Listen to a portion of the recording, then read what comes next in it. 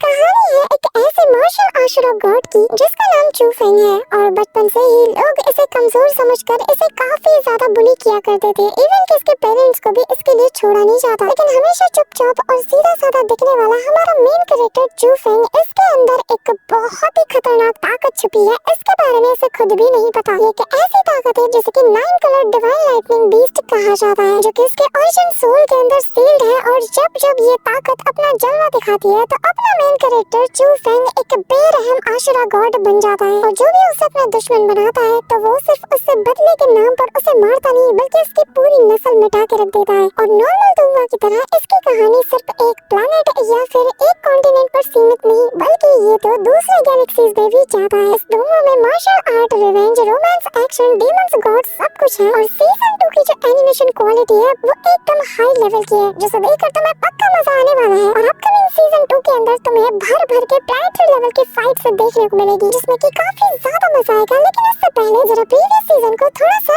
जान लेते हैं। तो हमें हमारी इस कहानी की शुरुआत में ही हमें हमारे मेन कैरेक्टर चू फेंग को दिखाया जाता है, बेसिकली जो कि फाइट कर रहा था। और यहाँ पर वो अपने बारे में हमें बताता है कि कैसे जब से उसे आशुरा गॉड की पावर्स मिली है वो एक रूथलेस मॉन्स्टर बन चुका है। और उसके सामने जो कोई भी क्यों ना आ जाए, उसके पास कितनी ही पावरफुल टेक्निक स्किल्स क्यों ना हो, लेकिन चू फेंग के आगे वो बिल्कुल भी मायने नहीं रखती। क्योंकि मैं चू फेंग जिसके पास मार्शल गॉड आशुरा की पावर है, उसके आगे कोई कैसे टिक सकता है। अब यहाँ पे हमें बताया जाता है कि आखिर चू फेंग के पास ये पावर आई तो आई कहाँ से। तो कहानी शुरू होती है कुछ साल पहले जियांग डायनेस्टी के एक एल्डर हॉल से, जहाँ पर यह प्रोफेसी की जा चुकी थी कि आज वो काली रात है जब एक हेवनली डाइटी यहाँ पे अपीयर होने वाला है। लेकिन ये लोग कंफ्यूज थे और इन्हें ज्यादातर ये लग रहा था कि जो हेवनली डाइटी है वो पैदा होगा। वहीं दूसरी तरफ तूफानी रातों में हमारा मेन कैरेक्टर किंगलॉन्ग सेक्ट की तरफ टेस्ट देने के लिए निकल पड़ता है कि उसे अपनी फैमिली और पूरी दुनिया को साबित कर रहा था कि वो एक ट्रैश नहीं है। और उसे कहाँ पता था उसकी किस्मत यही से टर्न लेने वाली है। एक बहुत ही कड़ाकेदार बिजली आकर सीधा उसकी बॉडी को हिट करती है और जब उसकी आंखें खुलती है और वो कुछ समझ पाता, तब तक एक बहुत बड़ा सा मैसिव सा ड्रैगन भी उसकी ओरिजिन सोल में जाके समा जाता है। लेकिन हमारे मेन कैरेक्टर के पास इतना टाइम कहाँ था कि वो हर एक चीज को प्रोसेस कर पाए। तो वो सीधा निकल पड़ता है सेक्ट की तरफ, जहाँ पर उसे कुछ लोग बुली तो करते हैं, लेकिन एल्डर सूरन आकर उसकी मदद करती है। और तभी यहाँ पर इन लोगों का टेस्ट शुरू हो जाता है, जिसके अकॉर्डिंग इन्हें एक केव के अंदर जाकर अपने स्किल्स को दिखाना होगा। और जो भी सर्वाइव करेगा और फर्स्ट राउंड को हासिल करेगा उसे 3 अलग-अलग टाइप के रिवॉर्ड्स दिए जाएंगे। इसी के साथ फाइनली टेस्ट शुरू हो जाता है और चू फेंग भी उस केव के अंदर एंटर हो चुका था, जहाँ पर एक अनजान आवाज उसे लीड कर रही थी। इस केव को ज़िगज़ैग केव कहा जाता है और यहाँ की हर एक चीज को बाहर के एल्डर बहुत ही अच्छे से ऑब्जर्व कर रहे थे। चू फेंग के माइंड के अंदर जो आवाज उसे लीड कर रही थी, इसका पता इन एल्डर्स को भी चल जाता है। अब चू फेंग फाइनली उसे रिवॉर्ड वाले सेक्शन में पहुंच जाता है, लेकिन यहाँ पर तो उसका काफी सारे जो बीस्ट थे वो इंतजार कर रहे थे और अब ये सारे बीस्ट उस पर हमला कर देते हैं। अब यहाँ पे ये एक बीस्ट जो है चू फेंग की हालत बहुत खराब कर देते हैं। और यहाँ पर उसके पिटने की आवाज़ बाहर तक सभी को सुनाई देती है, जहाँ पर एक एल्डर है जो कि कोर डिसाइपल गोंगियन से कहने लगते हैं कि वैसे मुझे आज भी वो दिन याद है जब तुमने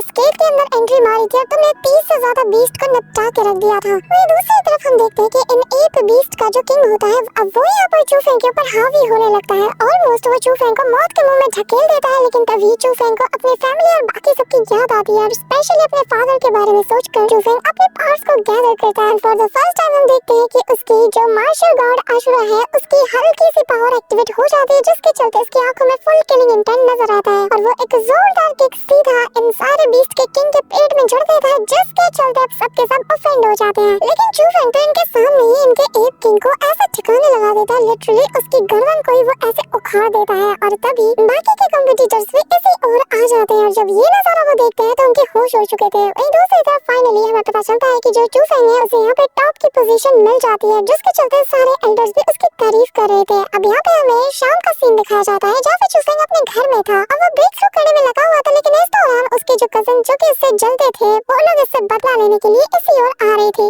यहाँ चू फैमिली का जो सबसे एल्डर वाला सन था यानी कि चूही, वो आते साथ ही दादागिरी दिखाते हुए कहता है कि जो भी तुम्हें रिवॉर्ड्स मिले हैं सबसे पहले मुझे दे दो, मुझे वो ग्रास और थंडर मूवमेंट्स वाले वो स्क्रोल मुझे दोनों चाहिए। अब इनके आने से पहले चू फेंग ने ब्रेक थ्रू कर लिया था और यहाँ पे जैसे ही वो लोग उस पे हमला करने वाले थे कि तभी दूसरे बंदे को वो साइड से मसल देता है। ये देखकर तो चूही के सुर ही बदल जाते हैं और जब चू फेंग उससे कहने लगता है कि हाँ तो आप कुछ कह रहे थे ना, जिस पे चूही यहाँ से निकल धीरे कहने लगता है कि अरे मैं तो मजाक कर रहा था, मैं तो बस यहाँ पे दिखाने आया था कि देखो हमारा भाई चूफेंग कितना ज्यादा पावरफुल हो चुका है और मैं तो तुम्हें कांग्रेचुलेट करने आया था। वो तो बस इससे पहले जो भी मैंने कहा ना वो छोटा सा मजाक है यार। अब वो अपने पंडरों को लेकर यहाँ से निकल पड़ता है, लेकिन अगले ही दिन सबको लेकर वो इसके घर के आगे डेरा डाल देता है और चूफेंग से रिक्वेस्ट करता है कि प्लीज प्लीज हमें ज्वाइन कर लो। और यहाँ पे वो उन्हें मना करते हुए आगे निकल जाता है, लेकिन जैसे ही घर के बाहर कदम रखता है तो यहाँ पर सबकी भीड़ खड़ी थी। तभी यहाँ पे यहाँ की सबसे पावरफुल अलायंस विंड अलायंस भी उसे इन्विटेशन देने आ गई थी कि वो उसे ज्वाइन कर ले। और ये जो विंड अलायंस के दो बंदे थे वो लोग चूफेंग के सामने काफी ज्यादा उछल रहे थे, लेकिन वो तो इनके मुंह पे मना करते हुए यहाँ से निकल जाता है सीधा अपने एलेक्सर कंपटीशन के लिए जो कि यूनिंग सेक्ट में ये होने वाला था। और यहाँ पे जब वो फॉरेस्ट के अंदर जाता है तो यहाँ पर उसके माइंड में वो जो आवाज है वो वापस से उसे दूसरी जगह पे लीड करने लगती है और बस इतना कहती है मैं कौन हूँ इस बारे में भी तुम्हें बहुत जल्द पता चल जाएगा, पर फिलहाल के लिए मैं तुम्हारा भला चाहती हूँ तो बेहतर होगा कि तुम मुझे फॉलो करो और जिसके बाद तुम्हें काफी सारे रेयर हर्ब्स और एलेक्सर्स मिलेंगे। चूफेंग उसकी बात मान जाता है और वो उसे फॉरबिडन एरिया में ले जाती है जहाँ पर उसे पता चलता है कि ये वही डिवाइन लाइटनिंग है जो कि उस दिन उस तूफानी रात पे इसके ऊपर गिरी थी। इसकी अपनी कॉन्शियसनेस है और फिर वो बताने लगती है कि इसी थंडर पावर ने तुम्हारी काफी बार मदद की है और जिसके चलते तुम उस कंपटीशन में भी टॉप पोजीशन को हासिल कर पाए। और उसके अंदर की वो फीमेल वॉइस आगे कहने लगती है कि अब मैं थोड़ी देर के लिए रेस्ट करती हूँ और बाकी सब कुछ तुम्हारे हवाले है। पर तभी हम देखते हैं कि पीछे से वो लेडी जिसका नाम सुमी है वो उसके ऊपर हमला कर देती है और उसके ऊपर हमला करने का रीजन यही था कि उसने उसके अलायंस की बेइज्जती की है। बेसिकली इसकी जो एल्डर सिस्टर जो कि मिस सूरोंग है चूफेंग के बारे में बताया था कि ये बंदा स्ट्रांग है तो तुम्हारी अलायंस को ज्वाइन कर सकता है, लेकिन विंड अलायंस के मुंह पर तो हमारे चूफेंग ने मना कर दिया था। बस उसी वजह से सूमी उससे बदला लेने यहाँ फॉरबिडन लैंड तक पहुंच चुकी है। दोनों के बीच बैटल होता है पर तभी यहाँ पर एक घोंसले फिगर चूफेंग को नजर आता है जो कि सिर्फ चूफेंग को ही नजर आ रहा था और तभी इन दोनों पे हमला करके ये इन्हें नॉकआउट कर देता है। यहाँ पे हम देखते हैं कि ये जो घोंसले फिगर है ये कोई बुरा इंसान नहीं था, बल्कि वो तो चूफेंग से बहुत ज्यादा इम्प्रेस हो चुका है उसके अंदर की इंसानियत को देखकर। तो वो खुशी खुशी यहाँ की जितनी भी हर्ब्स होती हैं वो सारी इसके पास इसकी बॉडी में ट्रांसफॉर्म कर देता है और कहने लगता है कि उम्मीद करता हूँ कि तुम वही चोजन पर्सन होगे। इसी के साथ जब यहाँ पे चूफेंग को होश आता है तो वो मिस सू को लेकर यहाँ से निकल जाता है और मिस सूमी की जो सिस्टर थी यानी कि एल्डर सू उसे तो इन दोनों पे शक होता है और जब इन्हें पता चलता है कि ये दोनों जो है फॉरबिडन एरिया से जिंदा बाहर आए हैं तो उसके होश उड़ चुके थे। और तभी चूफेंग यहाँ पे बात को मैनेज करते हुए निकल जाता है और यहाँ पे उसे अपने कजिन से पता चलता है कि उनकी फैमिली के ऊपर हमला हो गया है। तो अब ये सभी लोग मिलकर उन्हें बचाने के लिए निकल पड़ते हैं और यहाँ पे पता चलता है कि जो कोशिन टाउन है जहाँ से चूफेंग बिलोंग करता है इनके ऊपर जो उनकी नेबर टाउन है सुजुकी टाउन इनके बीच जंग छिड़ चुकी है और इन दोनों ही टाउन के जो डिसाइपल्स हैं उनके बीच में बैटल होगा और जो भी सबसे ज्यादा राउंड से जीतेगा वो पूरा का पूरा टाउन अपने नेबर टाउन पे रूल करेगा और जो मर्जी चाहे उनके साथ वो कर सकता है, एक तरीके से इन्हें अपना स्लेव बना लेगा। और सबसे पहले हम देखते हैं कि दोनों टाउन की जो लीडर फैमिली है यानी कि जी फैमिली और जो चू फैमिली है ये दोनों आपस में भिड़ जाते हैं जहाँ पे चूफेंग का फादर जी फैमिली के लीडर के बेटे टियान के साथ फाइट कर रहा था और तब तक यहाँ पे चूफेंग बहुत ही कूल वे में एंट्री मार के साथ ही एक सिंगल स्ट्राइक से ही इसे दूर फेंक देता है, जिसके बाद इसका सामना एक 7 स्टेज के कल्टीवेटर से होता है, लेकिन उसे भी वो एक मुक्के में ही ढेर कर देता है। अब यहाँ पे हम देखते हैं कि जी फैमिली का एल्डर जो था वो अपने बेटे के इस हार पे बहुत ज्यादा भावुक हो जाता है और बहुत ज्यादा गुस्से में आ जाता है। जैसे वो हमला करने जाता है यहाँ पे सिंगल किक से ही चूफेंग इस मुकाबले को ही खत्म कर देता है। अब यहाँ पे सब लोग इसी बात से हैरान हो रहे थे कि ये लड़का जो अभी सिर्फ 5th स्टेज का कल्टीवेटर है आखिर वो एक 7th स्टेज के कल्टीवेटर उससे हायर लेवल के बंदों को कैसे ठिकाने लगा रहा है। अब ऐसे ही कहानी आगे बढ़ती है और चूफेंग अपने घर वापस आ जाता है यानी कि ल्यूमिंग सेक्ट के पास। अब यहाँ पे हम देखते हैं कि मिस सू जो कि अपने बाकी दोनों बंदों के साथ चूफेंग को वापस इनवाइट करती है और वो इस बार मान जाता है, लेकिन तभी उसे पता चलता है कि उसका जो भाई था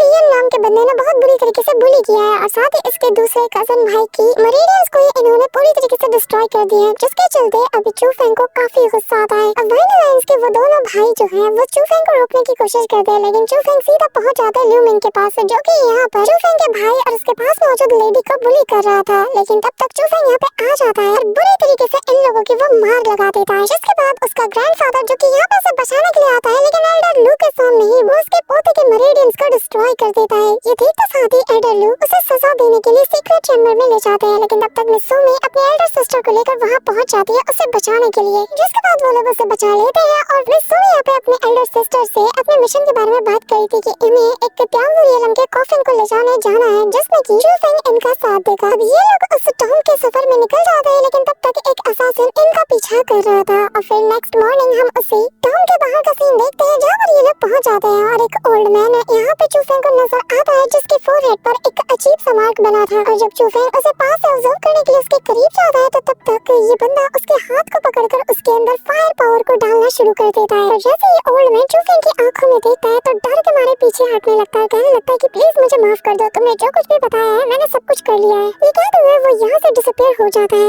ये सभी कंफ्यूज थे, लेकिन फिलहाल के लिए ये लोग टाउन के अंदर एंटर हो जाते हैं, जहाँ पर इन्हें काफी सारी डेड बॉडीज मिलती है। तभी यहाँ पे ल्यूजो नाम का एक बंदा, जो कि मिसूमी के क्लैन का एक बहुत बड़ा दुश्मन है, वो यहाँ पे अपने साथियों के साथ मिलकर इनके ऊपर हमला कर देता है। लेकिन चूफेंग तो अकेले ही सभी को निपटा के रख देता है, जिसके बाद वो इन सभी को यहाँ पे छोड़कर सीधा पहुंच जाता है लास्ट चैम्बर की तरफ, जहाँ पर एक ओल्ड मैन, जो कि ल्यूजो का मास्टर है, और वही मिस्टीरियस असैसिन, दोनों यहाँ पर एक क्रिस्टल के लिए फाइट कर रहे थे। और चूफेंग को वो वॉइस बताने लगती है कि अगर तुमने इस चीज को हासिल कर लिया, तो इसके जरिए से तुम हवा में फ्लोट कर पाओगे। अब चूफेंग पलक झपकते सीधा उस टेक्निक पे अपना हाथ साफ कर लेता है, जब ये दोनों फाइट करने में बिजी थे, जो देखकर इन दोनों को काफी ज्यादा गुस्सा आता है। अब यहाँ पे चूफेंग जैसे ही उस टेक्निक को वहाँ पे मास्टर करने बैठता है, तो अचानक से उसे इतना बड़ा झटका लगता है कि वो खुद की सेल्फ कॉन्शियसनेस में पहुंच जाता है, जहाँ पर उसे वो थंडर ड्रैगन नजर आता है, साथ ही एक बहुत बड़ा सा पर्पल एग भी, जिसके अंदर से उसकी आवाज आ रही थी। और वो आवाज उसे बताने लगती है कि मेरा नाम क्वीन है, और मैं वही आवाज हूँ जो कि तुम्हें अब तक गाइड करती हुई आ रही है। कि तभी यहाँ पे उसे होश आ जाता है, और वो जो असैसिन था, वो ये देख के हैरान था कि इस टेक्निक ने ऑलरेडी इसे अपने ओनर के रूप में स्वीकार कर लिया है, तो जिसकी वजह से वो फाइट करना छोड़ के यहाँ से चला जाता है। और तभी ये ओल्ड मैन चूफेंग के ऊपर हमला कर देता है, लेकिन तब तक वही अजीब सा ओल्ड मैन यहाँ पे आते साथ इस बंदे को गर्दन से पकड़ लेता है, जिसकी आंखों में फायर पावर थी। और वो कहने लगता है कि खबरदार जो तूने इसे हाथ लगाया। अगले पल वो अपनी फायर पावर का यूज करता है, जिसके चलते यहाँ पर एक बहुत बड़ा एक्सप्लोजन होता है। मिसूमी को उसके दो टीममेट्स सीधा उसे पकड़ के बाहर ले जाते हैं, और इस दौरान इतना बड़ा एक्सप्लोजन होता है कि यहाँ पर मिसूमी समेत बाकी के लोगों को भी लग रहा था कि शायद चूफेंग मारा जा चुका है। पर तभी चूफेंग तो मलबे के बीच से बहुत सही सलामत बाहर आता है। उसे देखते साथ ही मिसूमी उसे टाइटली होल्ड कर लेती है, जो देखकर चूफेंग थोड़ा ब्लश करने लगता है। इसी के साथ हमें वापस से चूफेंग के घर का सीन दिखाया जाता है, जहाँ पर वो उन सारे स्पिरिचुअल बीट से ब्रेक थ्रू करने में लग जाता है। लेकिन इतने घंटों की प्रैक्टिस करने के बाद और ऑलमोस्ट 200 से ज्यादा स्पिरिचुअल बीट्स को कंज्यूम करने के बाद भी वो बस युआंगू रियलम के बस अर्ली स्टेज पे ही पहुंच पाया। और तभी फिलहाल के लिए वो जैसे तैसे खुद को मोटिवेट करते हुए निकल पड़ता है टैलेंट टेस्ट के लिए, जहाँ पे देखते हैं कि जब चूफेंग की बारी आती है, तो जैसे वो उस पिलर को टच करता है, तो कोई भी लाइट इमिट नहीं होती, जिसके चलते सभी इसका मजाक उड़ाते हैं और वो निराश होकर यहाँ से जाने लगता है। पर एल्डर बताने लगते हैं कि चिंता मत करो, तुमने वैसे भी एंट्रेंस एग्जाम देकर टॉप की पोजीशन हासिल की है, इसलिए तुम ऑलरेडी एक इनर डिसाइपल हो। पर चूफेंग को तो यहाँ पे अपना लेवल जानना था, और यहाँ पे सबसे हाईएस्ट लेवल जो है वो पर्पल है। चूफेंग तो निराश होकर चला जाता है, लेकिन यहाँ पे हम उस पिलर के बिल्कुल टॉप का सीन देखते हैं, जहाँ पर पर्पल कलर की लाइट हल्की सी इमिट हो रही थी। और यहाँ पर हम देखते हैं कि यूलिंग सेक्ट का एल्डर जब ये नजारा दूर से देखता है, तो वो हैरान हो जाता है। उसे कहीं ना कहीं डाउट होने लगता है कि कहीं ये वही चोजन पर्सन तो नहीं। इस दौरान हम देखते हैं कि सारे इनर डिसाइपल्स को वेलकम करने के लिए यहाँ पर जो कोर डिसाइपल है, यानी कि चीफ डिसाइपल गोंगयुआन, वो पहुंच जाता है। लेकिन सभी लोग इसे सर झुका के इज्जत तो देते हैं, लेकिन यहाँ पे चूफेंग उसे कोई खास इज्जत नहीं देता। अभी यहाँ पे हम देखते हैं कि तभी मिसूमी का जो वाइल्ड अलायंस है, यानी कि जो 3 लोगों का छोटा सा ग्रुप था, उसका जो बैज उसने पहना हुआ था, उस पर यहाँ पे गोंगयुआन की नजर पड़ जाती है, और वो यहाँ पर उसका मजाक उड़ाते हुए उसके उस बैज को क्रश करने को जाता है। और जो देखकर यहाँ पर चूफेंग की सटक जाती है, और वो उससे रोकने की कोशिश करता है, और गोंगयुआन तो उसे पकड़ते साथ ही जमीन पे पटक देता है। कहने लगता है कि यहाँ पर सिर्फ मेरी बात को सबको फॉलो करना होगा, क्योंकि मैं यहाँ का चीफ डिसाइपल हूँ। अब यहाँ पे ये सुन नहीं था कि तभी चूफेंग उसके मुंह पे थूक देता है, जिसके चलते यहाँ पर इसे और गुस्सा आता है, और गोंगयुआन उसके ऊपर हमला कर देता है। लेकिन चूफेंग भी पलटकर अपने आश्रो गॉड की पावर को हल्का सा यूज करते हुए इस पे पलट के अटैक करता है, जिसका इम्पैक्ट उसे भी फील होता है। लेकिन जब ये दोनों एक दूसरे पे डेडली अटैक करने जाते हैं, तो यहाँ पे बीच में एक एल्डर आकर गोंगयुआन की फटकार लगा देते हैं, और तभी यहाँ पर चूफेंग को डिफेंड करते हुए कहने लगते हैं कि बस इस लड़के को तुम्हारे जितना वक्त मिल जाए, फिर ये तुमसे भी ज्यादा स्ट्रॉन्गेस्ट कल्टीवेटर बन जाएगा, बस तुम इसे 10 साल जितना टाइम दे दो। लेकिन यहाँ पे चूफेंग कहता है कि 10 साल नहीं, मुझे बस 1 या 2 महीने का ही टाइम चाहिए, फिर मैं वादा करता हूँ कि यहाँ मौजूद जितने भी डिसाइपल्स हैं, मैं उन सभी में सबसे स्ट्रॉन्गेस्ट डिसाइपल बन जाऊंगा। अब यहाँ पे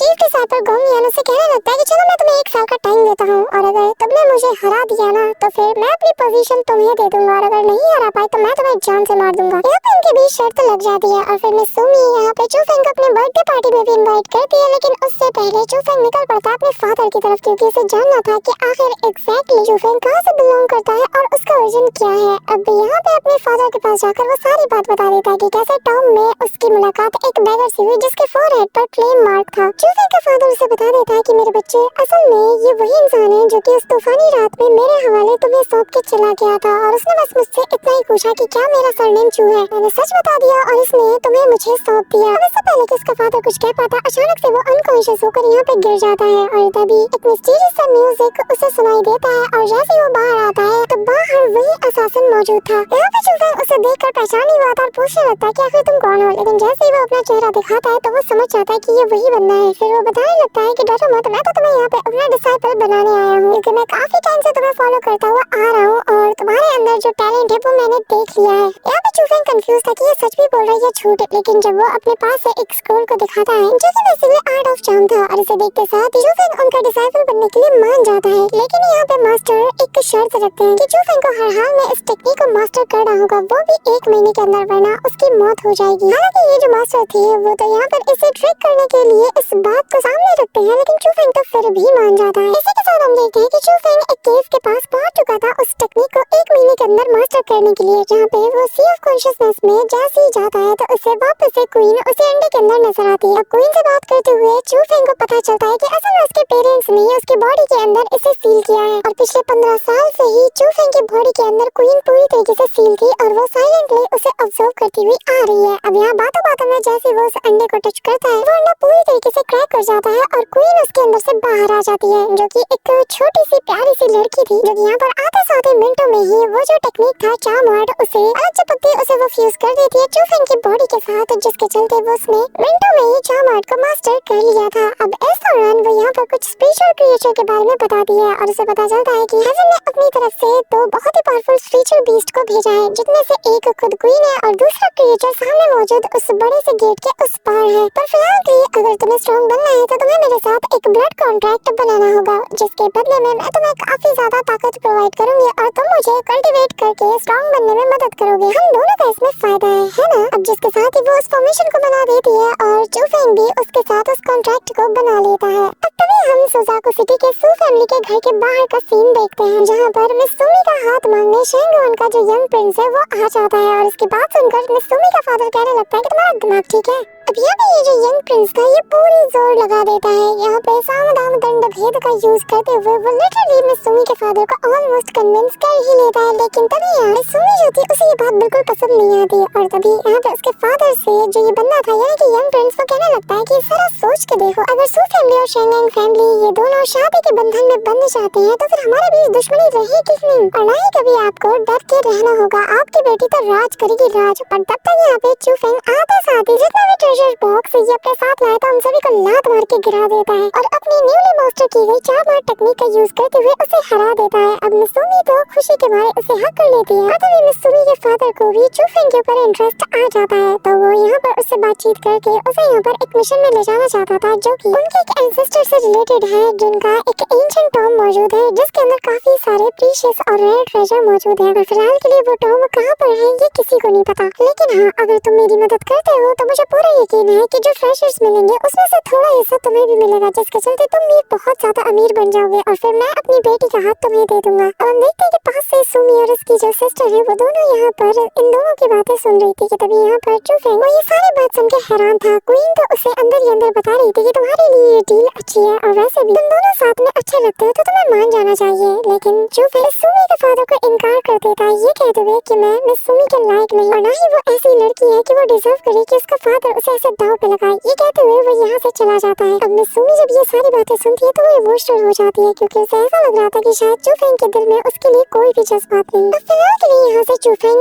वापस से निकल जाता है, लेकिन रास्ते में वही शेंगोंग फैमिली का जो यंग प्रिंस था वो अपने अंकल के साथ उसके ऊपर हमला कर देता है। यहाँ पे हम देखते हैं कि उसके अंदर मौजूद वो जो इनर स्पिरिचुअल बीस्ट थी वो यहाँ पे लगातार उसे आगाह करती है, लेकिन एट द एंड हम देखते हैं कि ये लोग इसे मारकर खाई के नीचे फेंक देते हैं, जहाँ पे जैसे चूफेंग को होश आता है तो वो खुद को केव के अंदर पा जाता है, यहाँ पर काफी सारे बीस्ट की डेड बॉडीज पड़ी थी और इन्हीं के बीच बैठकर वो इनके एसेंस को अब्सॉर्ब करना शुरू कर देता है ताकि उसके अंदर वो जो स्पेशल बीस्ट है यानी कि क्वीन उसे इसके जरिए से अपनी कल्टीवेशन को बढ़ाने का मौका मिले। पर तभी यहाँ पर उसे शोर शराबे की आवाज आती है और जब वो पास जाके देखता है तो यहाँ पर एक व्हाइट टाइगर स्किल जो था वो एक लेडी से फाइट कर रहा था, जो कि व्हाइट टाइगर स्किल को काफी अच्छे से टक्कर दे तो रही थी, लेकिन एट द एंड वो उसके आगे हार जाती है और तभी चूफेंग आकर उसकी जान बचा लेता है। अब वो चूफेंग की ये जो चार्म आर्ट बैरियर था इसे देखकर ये व्हाइट टाइगर स्किल भी काफी ज्यादा शौक था, तो वो इन दोनों को अलाउ करता है कि ये दोनों फाइट करें, जो जीतेगा वो मेरा मास्टर बन जाएगा, यानी कि ये व्हाइट टाइगर स्किल उसकी हो जाएगी। लेकिन वो लेडी तो यहाँ पे चूफेंग से फाइट करने से मना कर देती है और यहाँ से चली जाती है, जिसके चलते ये व्हाइट टाइगर स्किल चूफेंग की हो जाती है, जिसके चलते चूफेंग काफी सारे मूव्स को भी सीखता है और सच में ये काफी खतरनाक वाली मार्शल आर्ट्स थी। अब यहाँ पे वो डिसाइड करता है कि वो जो गोंगयुआन है उससे अपने सारे हिसाब बराबर करेगा। यहाँ पे वो निकल पड़ता है जहाँ पे गोंगयुआन उसे वक्त से पहले आता हुआ देखकर सरप्राइज था और उसे लग रहा था कि वो बहुत इजीली इसे हरा देगा, लेकिन यहाँ पर चूफेंग तो उसे आते साथ ही 2 थप्पड़ लगाता है और जिसके बाद इनके बीच बैटल शुरू हो जाती है, जहाँ पर चूफेंग अपनी उसी चार्म आर्ट का यूज करते हुए सबसे पहले उसके स्वॉर्ड को डिस्ट्रॉय करता है और फिर लगातार उस पर अटैक करके फाइनली वो उसके मेरिडियंस को जैसे डिस्ट्रॉय करने वाला था, यहाँ ज़ोलवरियलम का जो 9th स्टेज का एक पावरफुल एंडर है वो आते साथ इस पे हमला कर देता है, जिसके चलते चूफेंग को यहाँ पर उसी स्पिरिचुअल स्प्लिट यानी कि क्वीन के साथ अपनी बॉडी को स्विच करना पड़ता है। और यहाँ पे ये जो एल्डर था इसका अटैक यहाँ पे क्वीन को भी बुरी तरीके से इंजर्ड कर देता है, जिसके चलते चूफेंग के सामने ही क्वीन डीप स्लीप में चली जाती है और वो वापस से उसी अंडे के अंदर कैद हो जाती है। इस दौरान चूफेंग की बॉडी पूरी तरीके से अनकॉन्शियस थी और ये एल्डर जैसे उसे खत्म करने जाता है तो सबसे पहले यहाँ पे एल्डर सॉन्ग आकर उसे रोकने लगते हैं, लेकिन क्योंकि उनका रियलम इस बंदे से कम था तो इसलिए वो ज्यादा कुछ नहीं बोल पाते। लेकिन तभी असासिन मास्टर यानी कि मास्टर लू यिन यहाँ पे आ जाते हैं और बता देते हैं कि अगर तुमने इस लड़के को कुछ किया तो मुझसे बुरा कोई नहीं होगा क्योंकि ये मेरा डिसाइपल है। जिसके बाद मास्टर लू यिन उसे सीधा अपने साथ ले जाते हैं जहाँ पर वो उसे हील कर रहे थे और इस दौरान यहाँ पे लू यिन से स्पिरिचुअल स्प्लिट को डीप स्लीप से कैसे जगाया जाए इस बारे में भी चूफेंग को काफी कुछ पता चलता है, लेकिन फिलहाल के लिए वो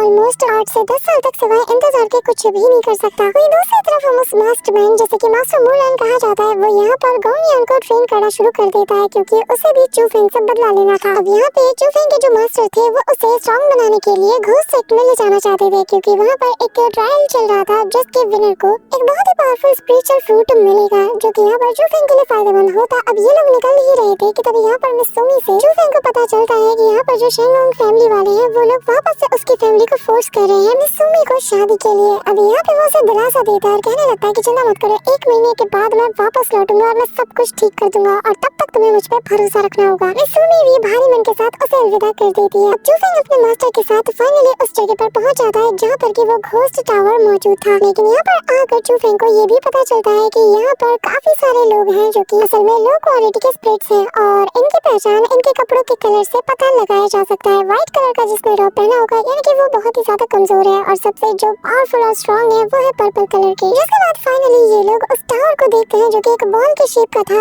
और यहाँ पे मास्टर उसे बताने लगते हैं कि जरा केयरफुल रहना क्योंकि इसके अंदर 4 लेयर है और चारों लेयर बहुत ही ज्यादा खतरनाक है। अब घोस्ट टावर के होने वाले इस ट्रायल के लिए मास्टर चूफेंग का नाम लिखवाने जाते तो है, लेकिन यहाँ पे जो बंदा था वो यहाँ पे इनका मजाक उड़ा देता है कि तभी यहाँ पर काई क्लैन के बंदे से चूफेंग भर जाता है और उसकी ताकत को देखकर स्पिरिट गिल्ड उसे अपने साथ हायर कर लेता है और कहने लगता है कि अगर तुम हमारे साथ चलोगे तो इसमें दोनों का फायदा है। अब चूफेंग भी इनके साथ चला जाता है और यहाँ हमें पता चलता है कि इस बंदे का नाम है गूहे। अब यहाँ पे हम देखते हैं कि ये लोग फर्स्ट लेयर में पहुंच जाते हैं जहाँ पर चारों तरफ पानी मौजूद था और अब यहाँ पर फर्स्ट लेयर के ऑब्स्टिकल्स को क्लियर करते हुए वो सेकंड लेयर पे पहुंच जाता है जहाँ पर चारों तरफ एस्टेरॉइड्स उड़ रहे थे और जिसको भी ये हिट होते हैं वो सीधा उसे जमीन पे ले आते हैं। इस दौरान यहाँ पे काई क्लैन के उसे काफी सारे बंदे मिलते हैं और भाई साहब यहाँ पे हम चूफेंग को देखते हैं जहाँ पर वो इन लोगों को लिटा के मारता है। अब इन्हें निपटाने के बाद जैसे वो 3rd फ्लोर में जाता है तो यहाँ से दिखता है कि जो गूहे है उसे एक बंदा बहुत बुरी तरीके से बुली कर रहा था और ये बंदा असल में काई क्लैन से बिलोंग करता है और ये उनका सो कॉल्ड यंग प्रिंस है। लेकिन यहाँ पे हम देखते हैं कि चूफेंग तो अपने दोस्त की जान बचाने के लिए इससे भिड़ जाता है और लिटरली वो यहाँ पे अपने व्हाइट टाइगर स्किल का भी यूज करता है जिसके चलते वो इसकी सारी हेकड़ी निकाल देता है और इसे दूर पटक देता है जिसके चलते ये पूरी तरीके से डिस्क्वालीफाई डिस्ट्रॉय हो जाता है। अभी यहाँ ब्रदर गूहे डिसाइड कर रहे हैं कि वो भी अपने नाम को विथड्रॉ कर लेंगे क्योंकि वो इससे आगे नहीं बढ़ सकते, जिसके चलते यहाँ पे चूफेंग को अकेले ही अब वो 4th लेवल की तरफ जाना पड़ता है। अब यहाँ पर जब सारे के सारे जो डिसाइपल्स होते हैं वो आ जाते हैं तो सबको यही लगता है कि यहाँ पर काई क्लैन का यंग प्रिंस और जो गूहे है जब ये लोग ही 4th लेवल तक नहीं जा पाए तो बाकी के कॉम्पिटिटर का क्या ही हाल हुआ होगा, जिसका मतलब ये है कि सब के सब बाहर आ चुके हैं और अब ये लोग इस टावर को ही पूरी तरीके से ऑफ करने वाले थे। लेकिन तभी चूफेंग के बारे में ब्रदर गूहे बता देता है और जब सब लोग ये सुनते हैं कि चूफेंग यानी कि वो इंसान जिसके बारे में सभी लोग मजाक उड़ा रहे थे वो अभी भी इस टावर के अंदर जिंदा है और सर्वाइव कर रहा है तो सबके होश उड़ चुके थे।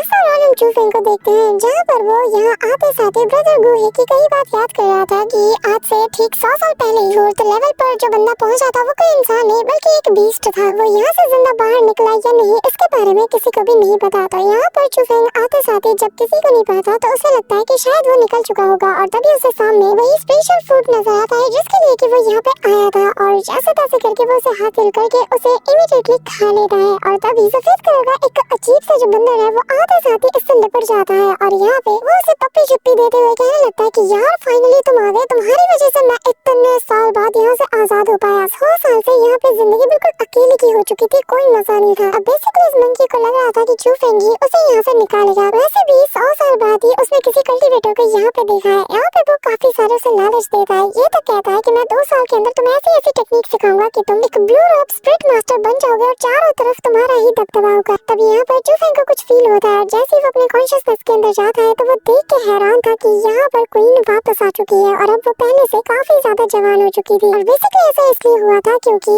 जो चूफेंग ने स्पेशल फ्रूट खाया था तो उसके चलते उसके बॉडी में काफी ज्यादा स्पिरिचुअल एनर्जी आ गई थी और उसी को ऑब्जर्व करके ही फाइनली क्वीन इतना टाइम बाद जाग चुकी थी। इसी के साथ यहाँ पर फाइनली वो इससे डिमोनिक बीस्ट की बात मान लेता है और चूफेंग फिर बाहर आ जाता है। यहाँ पे चूफेंग आते साथ ही स्प्रिट गिल्ड के एल्डर के ऑफर को भी एक्सेप्ट कर लेता है और अब वो ऑफिशियली इनका एक मेंबर बन चुका था। साथ ही उसे ग्रे रॉक स्पिरिट भी बना दिया जाता है। अब यहाँ पे मास्टर ली यून अपने डिसाइपल की इतनी सारी तरक्की देखकर काफी ज्यादा इमोशनल भी हो जाते हैं। अब यहाँ पे वक्त पूरा हो रहा था और 1 महीने के अंदर अंदर यहाँ पे चूफेंग को मिसूमी की मदद करने के लिए उसके पास जाना था तो वो स्प्रिट गिल्ड के हवाले अपने मास्टर को छोड़कर यहाँ से निकल पड़ता है और सीधा जाता है व्हाइट सेक्ट के पास जहाँ पर वो उन्हें कुछ कॉइन्स देते हुए उनके जरिए से एक काम करवाने वाला था। यहाँ पे चूफेंग ने अपने आइडेंटिटी को भी बिल्कुल भी रिवील नहीं किया था। अब यहाँ पे सीन शिफ्ट होकर सू फैमिली का हमें दिखाया जाता है जहाँ पर वो दिन आ चुका था जब शैंगुएन फैमिली का जो यंग प्रिंस है उससे मिसूमी की शादी होने वाली थी और मिसूमी को चूफेंग के ऊपर काफी ज्यादा यकीन था, इसीलिए वो यहाँ से भागती नहीं। वो कहती है कि मैं उसका आखिरी दम तक इंतजार करूंगी। दूसरी तरफ हम देखते हैं कि शेंगोंग फैमिली जो कि अपने बैंड बाजा बारात के साथ जैसे ही सू फैमिली के पास पहुंचती है तो यहाँ पर व्हाइट सेक्ट का जो एल्डर है वो भी यहाँ पे बैंड बाजा बारात के साथ आ रहा था, लेकिन उसे समझ नहीं आ रहा था कि यार आखिर हम कर क्या रहे हैं। तो वो चूफेंग से पूछने लगता है कि सीनियर आपकी मेहरबानी होगी अगर आपने मुझे बता दिया कि आखिर आप मुझसे करवा क्या रहे हो। चूफेंग जो कि उसके अंदर बैठा हुआ था वो कहने लगता है कि बस तुम देखते जाओ। वही दूसरी तरफ हम देखते हैं कि यहाँ पर सू फैमिली के 2 लोग अपनी बारात लेके आए थे जिनमें से एक था उनका यंग प्रिंस और दूसरा था उसका अंकल जो कि मिस्सू की बड़ी बहन का हाथ मांगने आया था।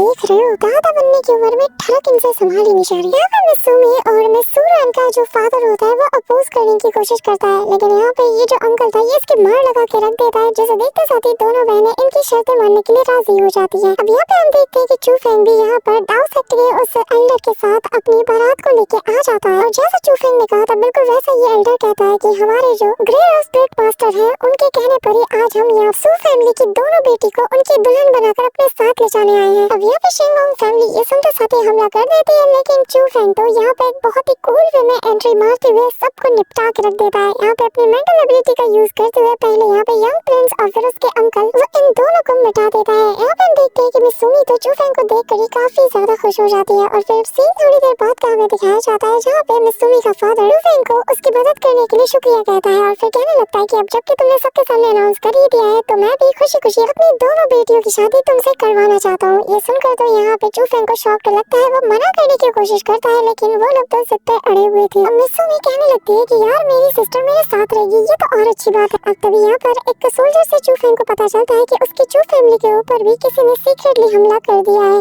यहाँ पर चूफेंग जैसे ही अपने विलेज पहुँचता है तो उसके आंखों के सामने उसके फादर की लाश मौजूद थी और यहाँ पे उसे वही लेटर में कही बात याद आ रही थी जहाँ पर उसका फादर इमोशनल होते हुए कहता है कि मेरे बच्चे चूफेंग, भले ही मैं तुम्हारा बायोलॉजिकल फादर नहीं हूँ लेकिन मैंने दिलो दिमाग से हमेशा तुम्हें अपना इकलौता बेटा माना है और चाहे तुम्हें यकीन हो ना हो, लेकिन मैं वाकई में तुमसे बहुत ज्यादा प्यार करता हूँ। अब लेटर में कहे गए अपने फादर के अल्फाज को याद करके चू फेंग इस ट्रॉमा को बिल्कुल भी झेल नहीं पाता और तभी कहानी 3 दिन बाद की हमें दिखाई जाती है, जहाँ पे जैसे ही चू फेंग को होश आता है तो वो अपने फादर का बदला लेने के लिए छटपटा रहा था। उसे पता चलता है कि वुहान सिटी के लोगों ने ये सब कुछ बस से चंद पैसों के लिए किया था। अभी यहाँ पे इनसे बदला लेने के लिए वो निकल पड़ता है। यहाँ पे आते साथ ही वो काफी ज्यादा स्लॉटर मचाना शुरू कर देता है और पलक झपकते ही यहाँ पे इस लीडर के सामने उसके पूरे के पूरे शहर को वो बर्बाद कर देता है। अब यहाँ एंड में वो लीडर को भी मार देता है और बस यहाँ पे जो गिने चुने लोग बचते हैं वो यहाँ पे सारी बात सच सच बता देते हैं कि चू फेंग को तो ऑलरेडी आइडिया लग चुका था कि जो गोंगयुआन है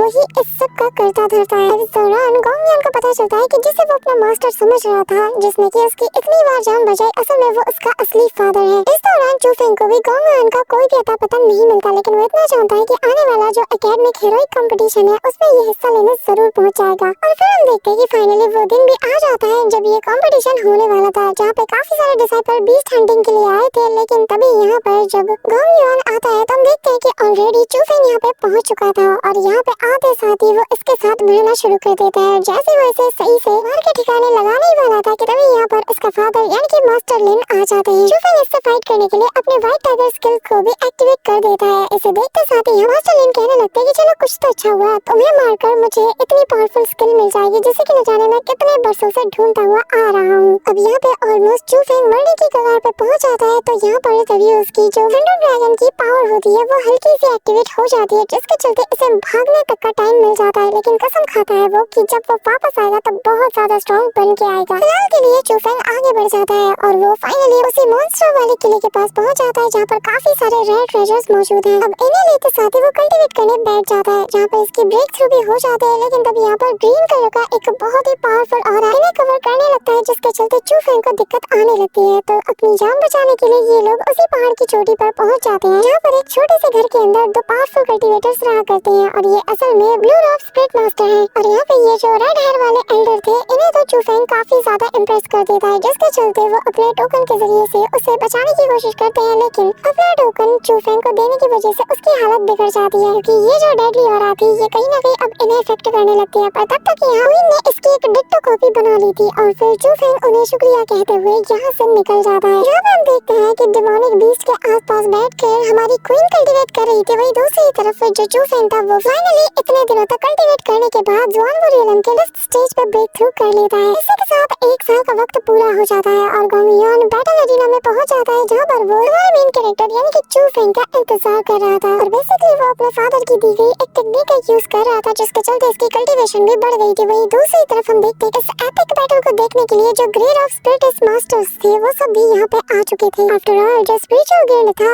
चू फेंग उसी का मेंबर है और जितने भी ग्रेड ऑफ स्पिरिटिस्ट हैं वो सब के सब चू फेंग से ही रिलेट करते हैं। इस दौरान चू फेंग भी यहाँ पे आ जाता है और वो आते साथ ही कहने लगता है कि 1 साल पहले जो चुनौती तुमने मुझे दी थी आज मैं उसका सामना करके तुम्हें मुंह तोड़ जवाब देने वाला हूँ। और तभी वो उसकी तरफ एक डैगर को थ्रो करते हुए कहने लगता है कि अगर तुम मुझे ना मार पाओ तो अगर तुम्हारे अंदर थोड़ी भी शर्म बची होगी तो खुद ही इस डैगर से अपनी जान ले लोगे। इसी के साथ इनके बीच बैटल शुरू हो जाती है और जो गोंगयुआन है उसका एक अटैक पहले से कई गुना ज्यादा ताकतवर हो चुका था और ये बात चू फेंग भी काफी अच्छे से समझ चुका था। अब यहाँ पे गोंगयुआन एक ऐसा अटैक करता है जिसे देखने से ऐसा लग रहा था कि चू फेंग मारा जा चुका है और यहाँ पर जो गोंगयुआन है वो तो अपनी विक्ट्री साइन भी दिखाने लगा था, लेकिन इसकी खुशी पर पानी फेरने के लिए चू फेंग इसके सामने आ जाता है और फिर वापस से इनके बीच बैटल शुरू हो जाती है। और यहाँ पे हम देखते हैं कि ये बंदा अपनी फॉरबिडन टेक्निक का यूज करता है, जो कि एक डेमोनिक पिल थी जिसके चलते इसकी ताकत और ज्यादा बढ़ जाती है। लेकिन चू फेंग भी अपनी थंडर पावर का यूज करते हुए इसे निपटा के रख देता है और फिर इसकी गर्दन को पकड़ते हुए इसे घसीटते हुए यहाँ से बाहर ले जाता है और फिर वो उसके सिर को पटक के उसे मारना शुरू कर देता है। इस दौरान वो सभी को बता देता है कि इसकी वजह से ही मेरे फादर की जान गई है, इसने ही पूरे चू फैमिली को अनाइलेट करने का ऑर्डर दिया था। यहाँ पे अपने बेटे को बचाने के लिए मास्टर लिन अपनी पूरी फौज को लेकर यहाँ पे आ जाते हैं और तभी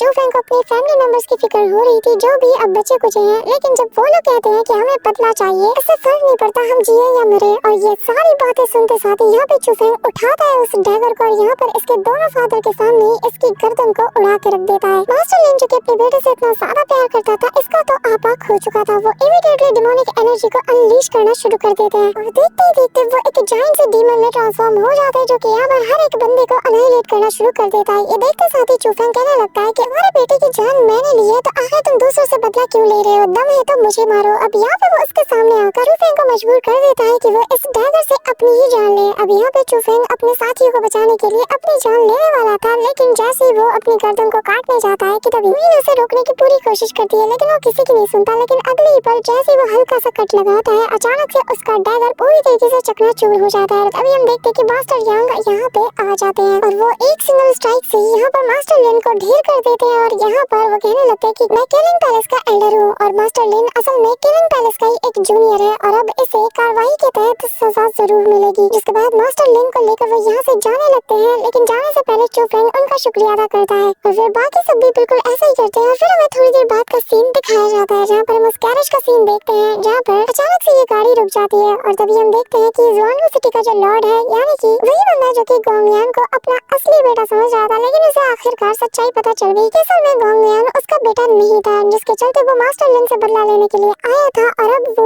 एक सिंगल स्ट्राइक से ही मास्टर लिन को निपटा देता है। और तब तक पीछे से हम चूफेंग को भी देखते हैं, जो कि यहाँ पर बेसिकली जुआनगू सिटी के लॉर्ड से ही बदला लेने के लिए आया था और अब वो इससे भी मार के निपटा देता है। अब यहाँ पे चूफेंग ने अपने सारे दुश्मनों का खात्मा कर दिया था और अब वो उसे अपने कुछ सवालों के जवाब जानने थे कि आखिर उसके पेरेंट्स कौन थे, उसका ओरिजिन क्या था और आखिर उसे ऐसे बचपन में ही क्यों छोड़ दिया गया। और बस इन्हीं सारे सवालों के जवाब की तलाश में वो एक नए सफर की शुरुआत कर देता है। सो उम्मीद इसी के साथ हमारा सीजन 1 की स्टोरी तो यहीं पे खत्म होती है, लेकिन इसका सीजन 2 अब से कुछ ही देर में रिलीज होने वाला है और जिसमें कि काफी ज्यादा मजा आने वाला है। बट उससे पहले वीडियो को अभी से लाइक करके चैनल को सब्सक्राइब करके बेल आइकन को ऑल पे सेट जरूर कर लेना। So that's it for today guys, I hope कि तुम सबको आज की वीडियो काफी ज्यादा पसंद आई होगी। अगर हाँ तो वीडियो को लाइक करना, चैनल पे नए हो तो सब्सक्राइब करना। तो मिलते हैं नेक्स्ट वीडियो में, तब तक के लिए बाय।